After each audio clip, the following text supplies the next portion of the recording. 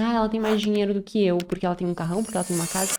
Será? Não é a disputa de quem tem mais, mas é a disputa de quem aparenta ter mais. Eu estou aqui com uma bolsa que ninguém tem acesso, e só eu tenho acesso. Então, a busca dessa singularidade, dessa exclusividade, aumenta a demanda por bens posicionais. Se aquela motivação dessa pessoa, mesmo tendo dinheiro, for única e exclusivamente pela posição social que aquilo tem, isso é um problema, porque é um problema psicológico, emocional. Quem quer mostrar muito, talvez não tenha nada. E aí eu vejo determinadas coisas que elas compram, e aí eu quero, porque eu quero pertencer àquele grupo de pessoas que segue a fulaninha tal. Se a pessoa consegue ter esta sensação de orgulho, essa sensação de singularidade, essa sensação de pertencimento, aumenta a percepção de bem-estar. Ok? Quando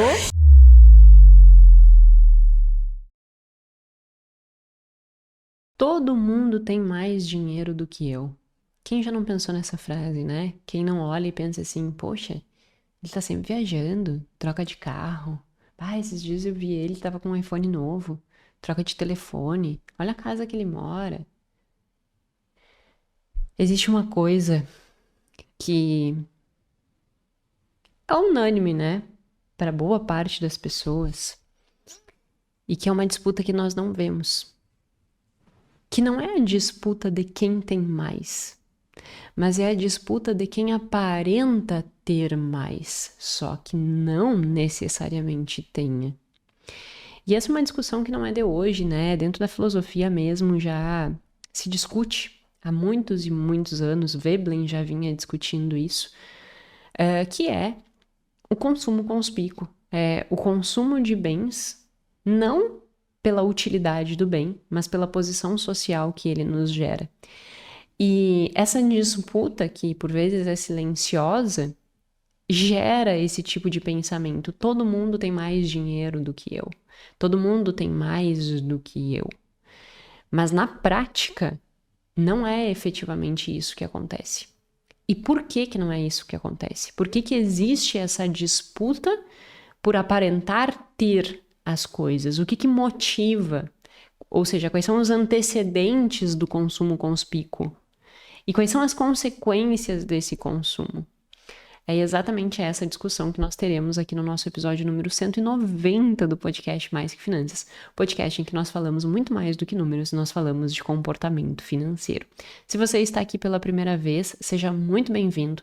Meu nome é Jéssica Câmpara, eu sou doutora em Finanças Comportamentais e toda terça e sexta eu trago um episódio novo para que a gente consiga entender melhor o nosso processo de tomada de decisão, tomar decisões mais conscientes e não cair nesses erros que nós vamos discutir aqui hoje, por exemplo, que é comprar pela posição social, que é aquilo que nos remete. E para iniciar, pode ser que tu esteja pensando assim, esse episódio não é para mim, eu não sou uma pessoa consumista, eu não sou uma pessoa que compra as coisas para aparentar ter para os outros, eu acho que não faz sentido esse episódio para mim. Sabe que, na verdade, todos nós temos um pouco disso. Todos nós temos um pouco dessa sensação de querer comprar pelo que os outros vão dizer, vão pensar. Porque nós somos seres sociáveis, né? E nós temos algumas necessidades, as quais eu vou discutir aqui hoje, que motivam esse tipo de comportamento. Por vezes, nós achamos que não temos, mas nós temos. E se nós entendermos, mesmo que não seja 100%, né? Mesmo que nós não sejamos pessoas que, nossa, meu Deus, eu tô querendo sempre aparecer. Mas mesmo que nós não sejamos essa pessoa, mas que nós possamos entender alguns dos aspectos que, mesmo que eu não seja uma pessoa que tenha busca por status, por exemplo, eu incorra em alguns erros, se nós entendermos esses erros, nós conseguimos ajustar e tomar decisões ainda mais coerentes com a vida que vale a pena de ser vivida para nós. Então, mesmo se você não é uma pessoa que se julgue, que busca status, mesmo que você não é uma pessoa que julgue, que compra para aparecer aos outros, fique aqui e escute, porque são reflexões muito interessantes e que eu mesma me vi em várias delas e eu vou discorrendo e vou apresentando e pode ser que para você também faça sentido e você ganhe mais consciência de consumo, tá? Então senta aí, se abanque, como se diz, e vamos discutir por que todo mundo parece ter mais dinheiro do que você. Para começar, essa discussão, né? Como eu disse, Veblen já vem discutindo isso desde 1890, em que ele tem toda uma teoria por trás, obviamente, né? E o objetivo aqui não é aprofundarmos-nos nesta teoria, mas é interessante perceber que esse é um tema que não é atual, né? A gente olha as pessoas, estão ostentando. É só porque hoje tem mais acesso, é só porque hoje dá para mostrar na rede social. Não. Veblen discutia isso em 1890. A necessidade, né, dentro da teoria que ele construiu, ele falava sobre a teoria das classes ociosas, e ele falava sobre a necessidade de muitas classes querer adquirir coisas pela posição social que aquilo geraria, pela capacidade de poder pertencer a determinados grupos no momento que eu tenho aquele tipo de aquisição. E isso em 1890, onde não existia internet, quem sabe, que é muito menos rede social, né? Então isso não é um fenômeno atual. Não é essa busca por destaque não é um fenômeno natural. Não é um fenômeno atual, né? É um fenômeno natural. Que se nós tivermos consciência disso, nós ganhamos consciência de consumo também. Os próprios animais fazem isso. Tu pega determinados tipos de animais, como que eles conquistam a fêmea? É aquele que tem as penas mais coloridas. Tanto é que o homem, né, o macho, nos passarinhos, ele normalmente é mais bonito que as fêmeas. Porque ele quer atrair a fêmea. Então, ele tem as asas mais coloridas, ele tem o rabo, né? Ele tem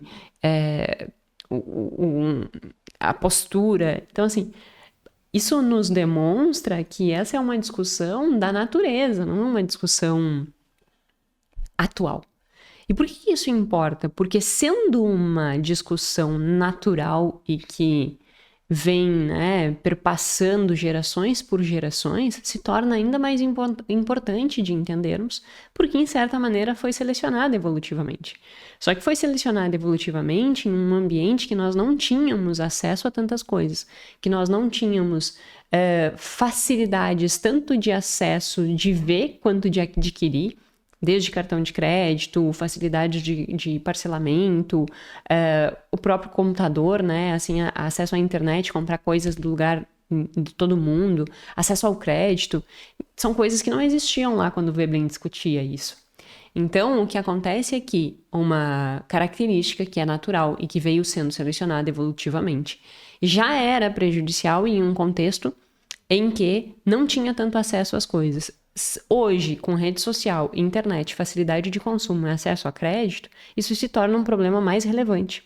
E é por isso que eu trouxe esse tema para que a gente analise. E aí, para começar, a gente tem que pensar assim, ok, o que é consumo conspícuo? Então, só deixando claro. Consumo conspícuo é aquisição de bens pela posição social que aquilo vai me gerar, tá? Então, eu não estou comprando nada pela utilidade do bem, eu estou comprando aquilo pela posição, pelo status que aquilo vai me gerar.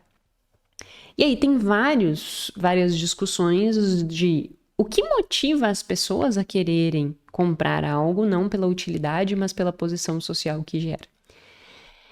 E isso é um tema que eu estudo há bastante tempo, né?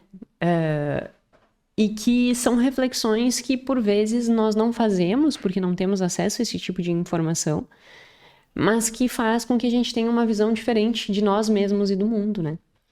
E aí esse artigo em específico, que eu vou discutir num primeiro momento, ele fez uma revisão sistemática para tentar entender quais eram os determinantes deste consumo, quais eram então os motivadores desse consumo conspícuo. E ele conseguiu identificar 3 principais determinantes, que é os que a gente vai conversar aqui. E isso é, como eu disse, revisão junta tudo que se tem na literatura para reproduzir num modelo. Então, esse modelo ele tem tanto antecedentes, o que motiva o consumo conspícuo, quanto as consequências, né? O que gera de consequência eu adquirir coisas pela posição social que aquilo me dá, né? Então, essa exibição de bens e serviços com o objetivo de status sociais. Então, nós vamos começar com o primeiro motivador. A percepção de orgulho. E quando eu disse que, em certa medida, isso nos pega a todos nós, aqui é um ponto que eu mesma caio. Todos nós caímos. Eu lembro que quando eu tava na faculdade, eu entrei na faculdade com 17 anos. Com 18 anos eu tirei minha carteira e lá em casa sempre foi muito... Carro foi para ser usado, entendeu? Então, assim, nós, quando precisávamos, queríamos usar carro, o meu pai e minha mãe sempre deram um carro pra gente, assim, deram no sentido de liberar o uso, né? O carro deles. E volta e meia minha mãe ia pra Santa Maria. Eu morava em Santa Maria, ela morava em São Vicente. E volta e meia ela ia pra Santa Maria. E aí eu pegava o carro dela pra ir pra aula na faculdade. Eu entrei com 17, 18 eu tirei a carteira.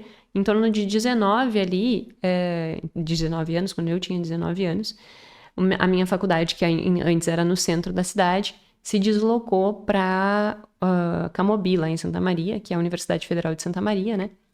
Que é uns 10 quilômetros da minha casa, que eu morava no centro também. Então, antes, quando a minha faculdade era no centro, eu ia a pé. E aí, quando era lá, eu ia de ônibus. Quando a minha mãe vinha, eu ia com o carro dela. Isso eu tinha uns 19 anos. E eu lembro como se fosse hoje, assim, a sensação de chegar na faculdade de carro e ficar pensando, assim, tipo, descer do carro, assim, toda me sentindo, sabe? Tipo, tô de carro, sabe? Eu venho sempre de ônibus, tô de carro. Tipo, meus colegas vão me ver eu descendo de carro. E a mãe tinha uma caminhonete, né? O pai tem fazenda e tal, então ela tinha um carro grande, chamava a atenção. E eu tinha essa sensação do tipo, meus colegas vão me ver de carro, de caminhonete, descendo da caminhonete. E eu tinha essa sensação de percepção de orgulho, essa sensação de realização, essa sensação de autoexpressão, assim, né? De autopromoção, pode-se dizer até. E aí eu lembro na época que eu já tinha começado a estudar finanças comportamentais, eu dizia assim, que feio esse sentimento, que sentimento ridículo, que coisa feia isso. Mas ao mesmo tempo eu tinha aquela sensação, sabe? Claro, adolescente, assim, não é mais adolescente, já era uma adulta, né? Mas assim, num contexto em que ninguém tem carro praticamente, todo mundo universitário, a gente sabe como é que é a condição universitária, né? Falta dinheiro. Não é que falte dinheiro, a gente ainda não tem um ciclo de vida que te permita ganhar dinheiro. É normal, todos nós passamos por isso. Universitário conta dinheiro, fato. E eu era mais uma dessas universitárias. Só que quando minha mãe tava, eu desfrutava do benefício de poder ir de carro. E me achava com aquilo. E aí eu fazia esses questionamentos, assim, né? Do tipo, que feio, Jéssica, esse sentimento. E ao mesmo tempo eu não conseguia controlar, aquele sentimento era natural. Eu saía da caminhonete parecendo um pavão. E aí eu comecei a refletir sobre isso, sabe? E aí quando eu tava lendo esse artigo para trazer a discussão para cá, eu fiquei exatamente pensando sobre isso. O quanto muitas vezes a gente acha que a gente não tem um comportamento de ostentação, um comportamento de status, mas que lá no fundinho existe isso. E o quanto nós temos que trabalhar internamente para que a gente não caia nessas armadilhas. E eu acho que justamente o fato de eu ter caído naquela armadilha naquele momento, e em 19 anos a gente não tem nem o córtex pré-frontal completo, né? Então é óbvio que existe uma vulnerabilidade, inclusive biológica ali, para que eu cometesse não um grande erro, mas que eu incorresse, né, nesses sentimentos. Eu acho que aquilo fez com que... Porque naquelas épocas eu já me prestava atenção nisso, né? Estudando finanças comportamentais, já me questionava, como eu já tinha dito. E eu acho que talvez aqueles questionamentos fez com que eu, ao longo da minha vida adulta, eu fosse ganhando ainda mais consciência a esse respeito. E não me deixasse ser levada por esse tipo de sentimento, sabe? Que bom que eu tive aquele sentimento naquela época e que bom que eu caí na real. E disse, caramba, Jéssica, tu tá tendo esse sentimento. Tu tá saindo do carro parecendo um pavão. Que fiasco. Ninguém tá vendo isso, mas tu tá sentindo. Que feio, sabe, assim. E aí eu acho que isso foi modulando o meu comportamento para que justamente hoje em dia é muito claro para mim quais são as minhas prioridades. Muito claro para mim quais são as minhas prioridades. E as minhas prioridades têm a ver com uma hierarquia muito bem pré-estabelecida.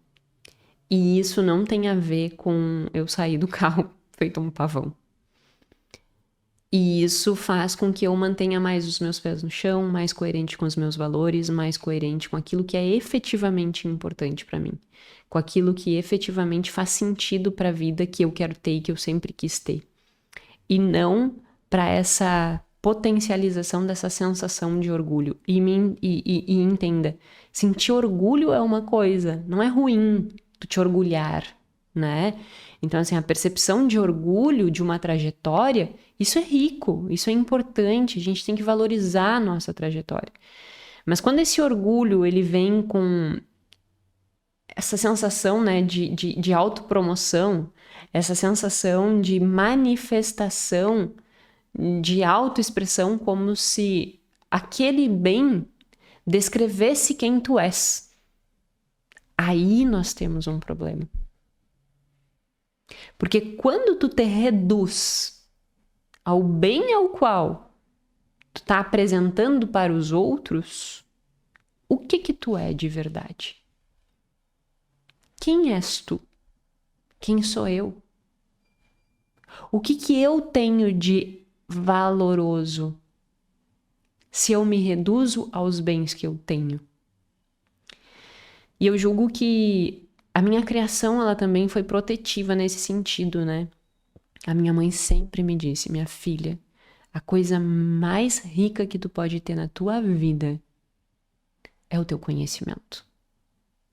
Isso ela falava para a imagem também, né? A gente vê muitas mães estimulando, assim, as filhas em determinados aspectos de sobrevalorizar a imagem, a beleza, né? E a minha mãe sempre me disse, minha filha, beleza acaba? As coisas caem? Isso é o de menos. Porque todos passaremos pela degradação. Mas o que vai ficar aí dentro? Qual o conhecimento que tu carrega? E aí isso vai fazendo com que nós consigamos deslocar aquela sensação de orgulho que uma jovem adulta ali, né, 19 anos, tinha ao sair de um carro entrando na faculdade, e deslocamos para o que eu efetivamente tenho que valorizar? Do que eu tenho que sentir orgulho? E aí eu acho que ao longo da vida eu fui fazendo essa progressão evolutiva, digamos assim, inclusive, né, de evolução própria. E que hoje eu valorizo muito o que eu tenho de conhecimento. Sabe, assim, puxa, que massa tu te destacar e tu ser relevante no meio em que tu está por aquilo que tu sabe. As pessoas valorizam aquilo que tu sabe. Caramba! Isso é riqueza. E percebe que também tem orgulho envolvido?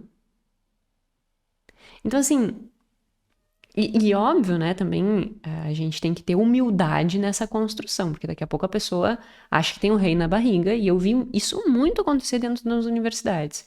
Esse é um dos outros motivos aos quais eu comecei a julgar que talvez a universidade não fosse o lugar que eu gostaria de estar pro resto da minha vida, porque existe uma briga de ego absurda. O professor que acha que tem um rei no umbigo porque tem conhecimento, porque detém o conhecimento. E detém um conhecimento daquele aspecto, mas aí, assim, tem uma briga de ego ali dentro que também é completamente nociva. A gente tem que desenvolver bom senso, né, sobre o que é um orgulho positivo. E não que eu, dentro dessa minha caminhada, ainda não tenha orgulhos negativos. Mas o que acontece é eu ter consciência deles. Eu ter consciência deles.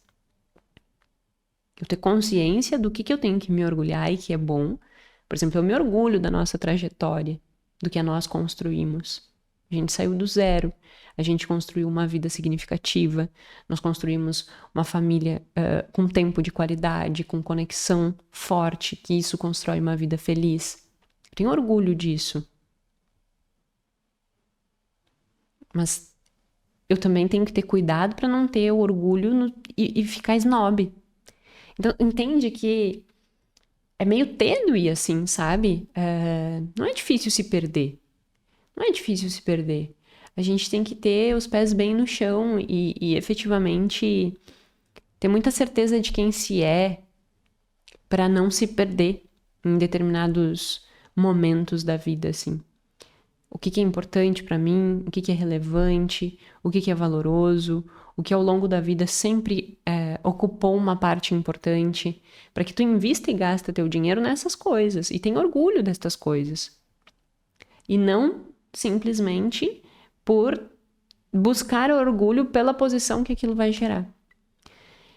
Então, o meu convite, né, discutindo esse primeiro ponto, é: quando que tu sentiu essa sensação que eu descrevi, por exemplo, do carro quando eu estava na faculdade? Em relação a que aspectos tu tem sentido? São saudáveis? Dizem respeito a quem tu é? Ou estão única e exclusivamente dizendo a respeito do que tu tens? E se é o segundo ponto, talvez seja a hora de repensar. Então esse é um primeiro aspecto, né, que motiva o consumo conspícuo. Eu senti orgulho diante das outras pessoas. Eu quero que as outras pessoas me vejam e eu quero que as outras pessoas me sintam que eu sou poderosa. Mesmo que eu não seja. E aí que vem a frase: todo mundo tem mais dinheiro que eu. Será? Será que essas pessoas não estão só construindo uma imagem para que tu veja elas desta forma? Então, eu acho que vale a reflexão nos dois sentidos: onde eu estou e do que eu tenho me orgulhado, e o que eu tenho visto e analisado na vida dos outros, e o que eu tenho admirado na vida do outro. Será que eu não tenho só olhado e dito assim: ela tem mais dinheiro do que eu, porque ela tem um carrão, porque ela tem uma casa? Será? O que está escondido por aquilo que aparece? Porque como eu gravei no episódio passado, a riqueza e a abundância são silenciosas. Quem quer mostrar muito, talvez não tenha nada. Então, tu tem que analisar pelas duas óticas, tanto em ti internamente, a sensação que tu está tendo, quanto como que tu tá analisando o terceiro. Porque por vezes tu tá te colocando numa posição relativa de menor e pior condição que tem ferido a tua, inclusive, saúde mental, bem-estar, porque tu te sente menos, tu te sente incapaz, tu te sente que não é real. Entende? Tu tem te colocado numa situação que não é real. Por causa dessa construção que a pessoa vai tendo. Então, esse primeiro aspecto tem que ser analisado por essas duas óticas. O segundo aspecto é a necessidade de singularidade. As pessoas, elas compram bens posicionais, que consumo conspícuos é a aquisição de bens que vão mudar a tua posição social, como eu já disse antes, e o nome desses bens são os bens posicionais. Então, adquirir bens posicionais, né, que vão te colocar numa posição social determinada. Eu tenho um artigo, inclusive, publicado sobre isso. Depois eu posso deixar aqui na descrição, caso seja de interesse. E aí, esse segundo aspecto é a necessidade de singularidade com a aquisição desses bens posicionais, né? Então, eu quero me sentir único, eu quero me sentir exclusivo. Se tu fores pegar o posicionamento das marcas de luxo, o que eles fazem é justamente criar essa singularidade, criar essa exclusividade, como se a pessoa, ao adquirir aquilo ali, ela ficasse assim: nossa, só eu tenho acesso a isso. Eu consegui, né, ter acesso a algo que não é qualquer pessoa que tem. Aí tu vai olhar determinadas marcas de luxo, se tu quiser ir lá comprar alguma coisa mesmo tendo dinheiro, elas não te vendem. Porque tu tem que criar uma relação com aquela loja, com aquela marca, a ponto de que tu tenha um status suficiente para adquirir determinado produto. As marcas de luxo fazem isso. Não sei exatamente quais que investem mais nessa construção de brand assim, né? Tipo, eu quero comprar uma bolsa tal. Então, primeiro tu tem que ter um relógio, depois tu tem que ter essa bolsa, depois tu tem que ter essa bolsa, para depois tu ter a possibilidade de adquirir aquela outra bolsa. Caso contrário, tu não compra. Percebe o nível de singularidade, de exclusividade? É uma busca de distinção a partir do consumo. Eu quero me distinguir. Então eu uso aquela bolsa. E o que é interessante é que essas distinções, elas fazem sentido no meio e no contexto em que ela é valorizada, né? Porque boa parte das pessoas não vão nem saber que existe essa construção toda. Mas aquele que pertence àquele grupo vai olhar e dizer assim: reconheci aquele ali, tem um outro patamar. E aí, esse reconhecimento, né, faz com que aumente a autoimagem. Tipo, mais uma vez o pavão. Nossa, eu estou aqui com uma bolsa que ninguém tem acesso e só eu tenho acesso. Então, a busca dessa singularidade, dessa exclusividade, aumenta a demanda por bens posicionais, que é, mais uma vez, aparecer e, por vezes, ter mesmo. Esse é um outro ponto que eu não falei antes, mas que eu acho relevante, né? Por vezes, as pessoas criticam o consumo de luxo. Ai, olha aquele lá, pagou sei lá eu quanto numa bolsa e tal. Tá, mas o quanto aquilo representa da vida e do dinheiro dele, né? Tudo depende do ponto de referência. Por vezes, o que é caro para mim, ou o que é barato para mim, pode não ser para ti. Por vezes, o que é caro para ti, o que é barato para ti, não é para outra pessoa, ou não é para mim.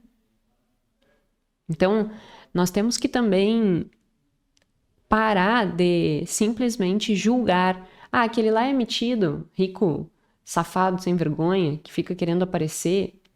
Mas daqui a pouco aquilo ali é importante para ele. Daqui a pouco aquilo ali, frente ao patrimônio que ele tem, não significa nada, não representa nada. Ele já tem muito. E uma fatia pequenininha, ele usufrui. Sem comprometer a construção do futuro dele. Sem comprometer a segurança e liberdade dele. Então tá tudo bem. O problema é que a gente tem que entender a motivação por trás daquele consumo. Se aquela motivação dessa pessoa, mesmo tendo dinheiro, for única e exclusivamente pela posição social que aquilo tem, isso é um problema, porque é um problema psicológico, emocional. Significa que a pessoa, ela precisa de um bem para se sentir valorizada. Então significa que ela não se percebe valorosa. E aí nós temos um problema, que não tem a ver com dinheiro, que não tem a ver com a aquisição do bem, mas tem a ver com o que ela se percebe, a autoimagem que ela tem dela mesma. E não o bem. Então, esse bom senso também é importante que a gente desenvolva, né? Todo e qualquer consumo de luxo ou coisas são patéticas. Pode ser que não. É patética em que sentido, para quem, quando? Se a motivação daquela pessoa é única e exclusivamente construir uma imagem de valor frente aos outros, é patético, sim. Agora, se aquilo ali é efetivamente importante para ela, relevante para ela, pode ser que não. Para mim, por exemplo, pode ser, para as outras pessoas, pode ser patético eu querer viver em uma casa, porque eu gosto de ter pátio, eu gosto de ter grama, eu sempre quis isso. Para mim isso é significativo, eu me criei no campo, isso é relevante para mim. Então eu separo um pedacinho para que eu possa viver isso, sem comprometer minha segurança e minha liberdade. Alguns vão olhar e dizer assim, nossa, que patético. Mas eu não tô fazendo pelo outro, não quero mostrar nada para ninguém. Eu quero viver isso. Então é essa... E é diferente, completamente diferente da sensação de quando eu usei o carro da mãe, quando eu usava o carro da mãe na faculdade. Então, esse autoconhecimento, ele é importante que a gente desenvolva, sabe? Porque senão a gente generaliza tudo e qualquer coisa.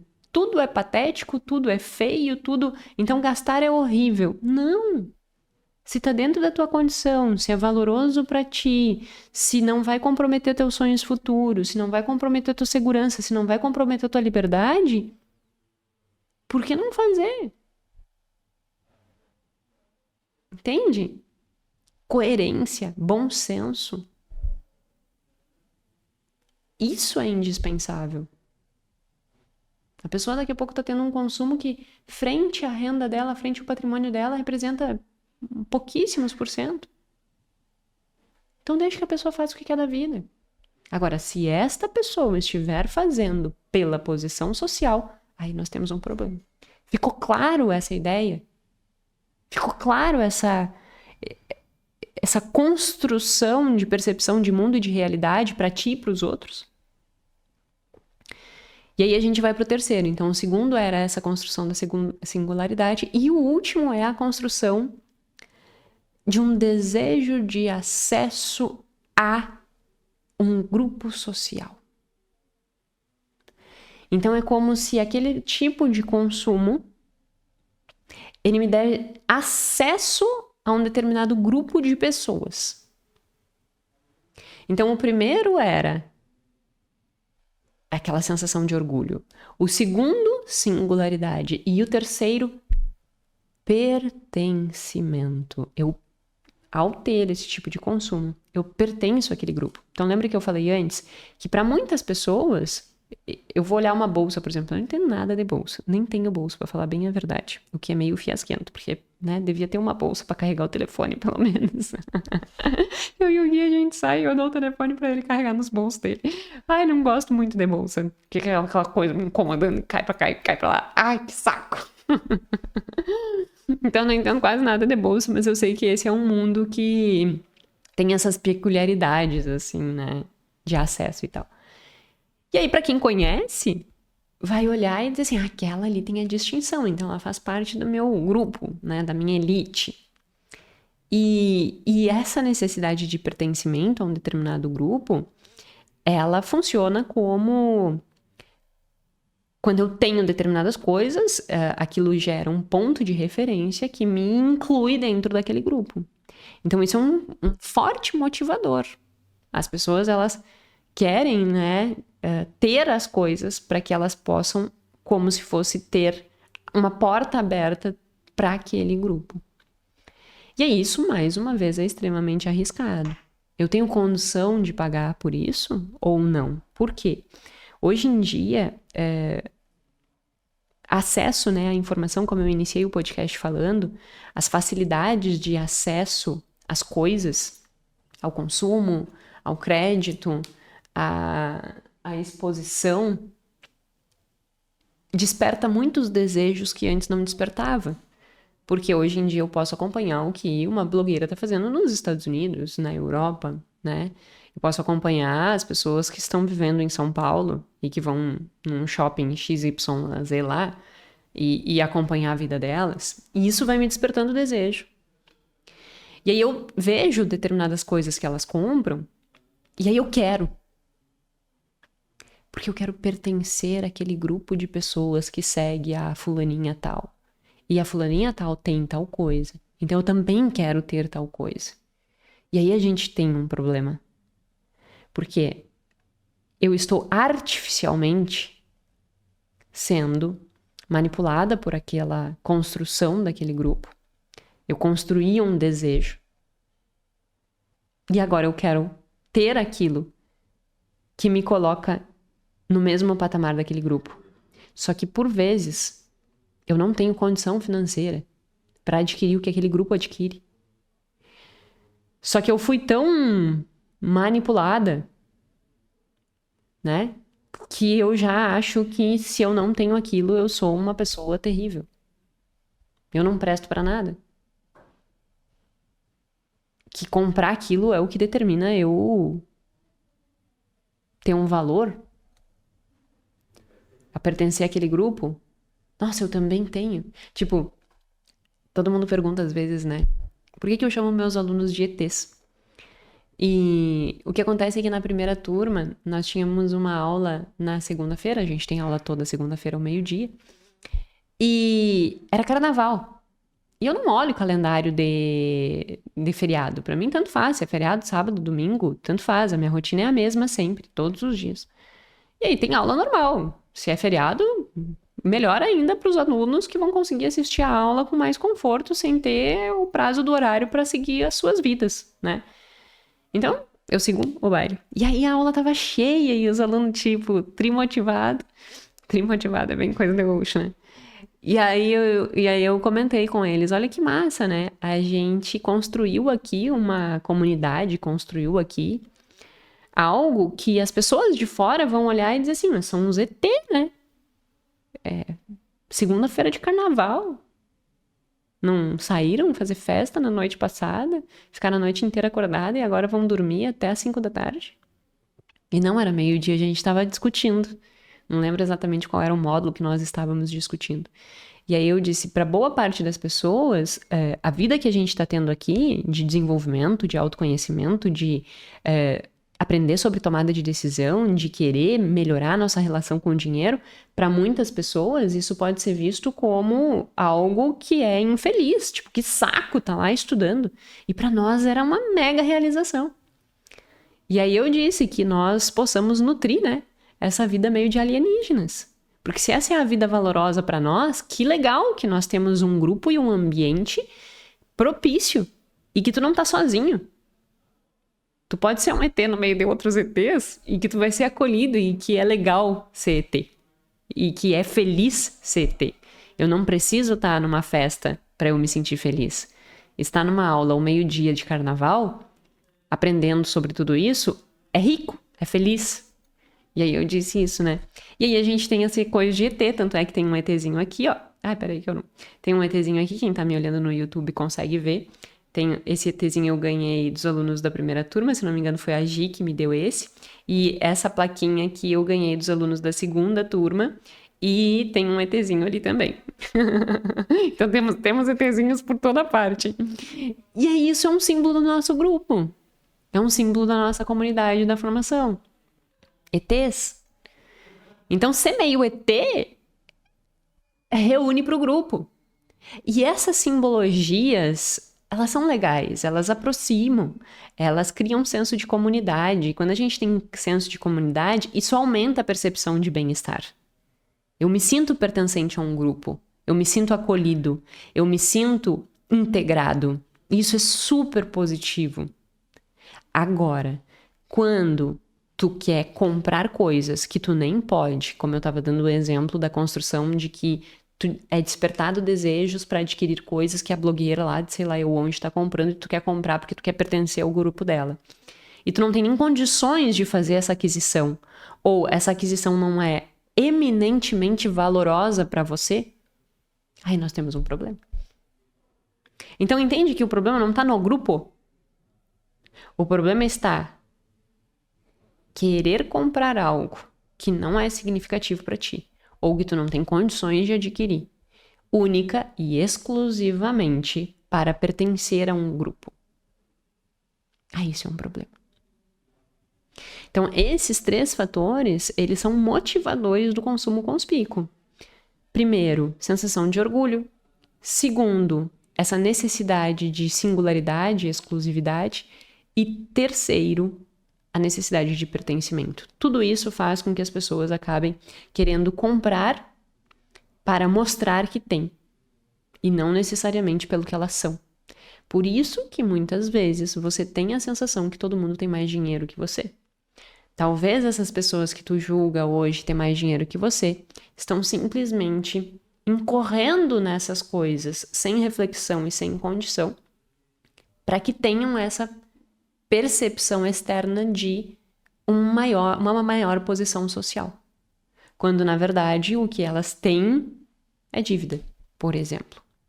Então, a gente tem que ter muito cuidado nesta avaliação que nós fazemos em relação a essas coisas, né? E um outro ponto relevante é as consequências desse consumo. Existem muitos estudos, eu vou deixar aqui embaixo também, mostrando que, por vezes, o consumo conspícuo, né, ele vai trazer maior bem-estar, porque se a pessoa consegue ter esta sensação de orgulho, essa sensação de singularidade, essa sensação de pertencimento, aumenta a percepção de bem-estar. Ok? Quando existe liberdade financeira para isso. Quando esse tipo de comportamento ele gera como consequência escassez financeira, dívida, dificuldade de pagar as contas, o benefício que essas coisas traria, ele não é suficiente para dominar os problemas. Ele não é suficiente para cobrir os problemas. E aí os problemas se sobressaem. E no momento que os problemas se sobressaem, o teu bem-estar, ele é comprometido. Então tu fica mais triste, tu fica mais preocupado, tu fica mais ansioso. E aí tu não consegue ter a vida que vale a pena ser vivida. Então o que eu quero deixar de exemplo aqui, né, e de reflexão é que o grande problema não está no que tu está consumindo, mas nos motivadores por trás disso e nas condições que tu tem para isso. E esta análise você tem que fazer para si e também quando faz para os outros, porque por vezes, ao fazer erroneamente essa avaliação dos outros, tu te coloca numa posição relativa muito inferior do que verdadeiramente é, e isso também compromete a tua felicidade. Certo? Espero que tenham sido boas reflexões, espero que tu tenha saído daqui refletindo sobre as tuas próprias sensações, como eu disse, eu reflito muito sobre as minhas para que eu efetivamente tome decisões coerentes comigo, com o que é valoroso para mim, e não com aquela sensação de sair do carro. Porque essa sensação, ela não é rica. Essa sensação no longo prazo pode trazer vazio, pode trazer problema. Por quê? Porque eu não tinha condição de ter aquele carro naquele momento, entendeu? Então aquela sensação é vazia. E isso é um problema. O problema não está no consumir, em ter as coisas. O problema está quando este consumo, ele vem e tem como consequência dívida, dificuldade de pagar as contas, escassez financeira. Espero que fique bem claro isso para você. Lembrando que sobre escassez e sobre autocontrole, nós temos o TAF e também tem o workshop de escassez, né, que eu regravei e que tá riquíssimo. Então, se tu passa por esses desafios, tá aqui na descrição, vale conhecer, porque são 2 produtos que, sem dúvida nenhuma, podem mudar a vida, podem mudar a tua vida e podem fazer com que tu crie uma consciência que porventura ainda não tenha construído de uma forma extremamente prática e aplicável. Muito obrigada por mais este episódio e eu te espero no próximo. Até lá!